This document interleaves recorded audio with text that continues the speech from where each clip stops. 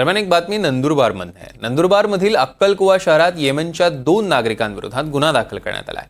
2015 मध्ये भारतात राहायला आलेले हे पती-पत्नी विजाची मुदत संपली तरी अक्कलकुव्यात राहते. वैद्यकीय विजा घेऊन ते भारतात आले. त्यानंतर विजाची मुदत न वाढवता हे दाम्पत्य राजरोसपणे अक्कलकुव्यात वास्तव्यास आहे. या प्रकरणी एकूण 4 जणांवर गुन्हे दाखल करण्यात आले. अक्कलकुव्यातील जामिया इन्स्टिट्यूटचे संस्थापक गुलाम वस्तानवी, प्रशासक हजेफा वस्तानवी, यमनचे खालिद इब्राहिम अल-कादमी आणि त्यांची पत्नी खादिगा अशी या चौघांची नाव आहेत.